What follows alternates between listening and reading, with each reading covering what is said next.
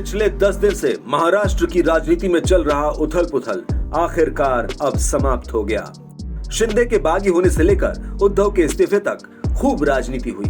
अंत में एकनाथ बीजेपी के साथ आए।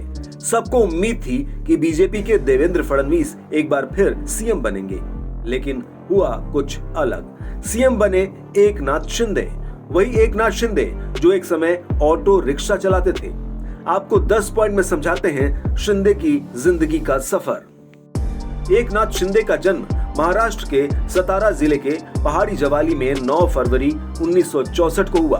एकनाथ शिंदे ने 11वीं की कक्षा तक ठाणे में ही पढ़ाई की और इसके बाद वागले स्टेट इलाके में रहकर ऑटो रिक्शा चलाने लगे। ऑटो रिक्शा चलाते चलाते एकनाथ शिंदे 80 के दशक में शिवसेना से जुड़ गए और पार्टी के एक आम कार्यकर्ता के तौर पर अपना सियासी सफर शुरू किया। एकनाथ शिंदे 1997 में ठाणे महानगर पालिका से पार्षद चुने गए और 2001 में नगर निगम सदन में विपक्ष के नेता बने। एकनाथ शिंदे ठाणे की कोपरी पंचपखाड़ी सीट से साल 2004 में पहली बार विधायक निर्वाचित हुए थे।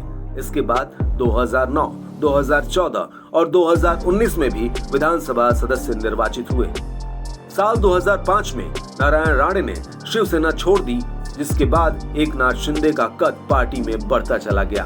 राज ठाकरे के शिवसेना छोड़ने के बाद एकनाथ शिंदे का ग्राफ शिवसेना में तो बढ़ा ही, साथ ही ठाकरे परिवार के करीबी भी बन गए। 2019 में शिवसेना विधायक दल की बैठक में एकनाथ शिंदे को विधायक दल का नेता चुन लिया गया। महाविकास आघाड़ी की सरकार बन रही थी तो एकनाथ शिंदे का नाम बतौर सीएम सबसे तेजी से उभरा था। इतना ही नहीं, एकनाथ शिंदे के बेटे श्रीकांत शिंदे भी शिवसेना के टिकट पर कल्याण लोकसभा सीट से सांसद हैं। एक हादसे में शिंदे ने अपने 2 बच्चों को खो दिया था। उनका बेटा और बेटी उनकी आंखों के सामने सतारा में डूब गए थे।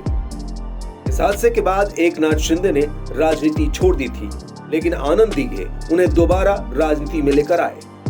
महाविकास आघाड़ी की सरकार में एकनाथ शिंदे नगर विकास मंत्री का पद संभाल रहे थे।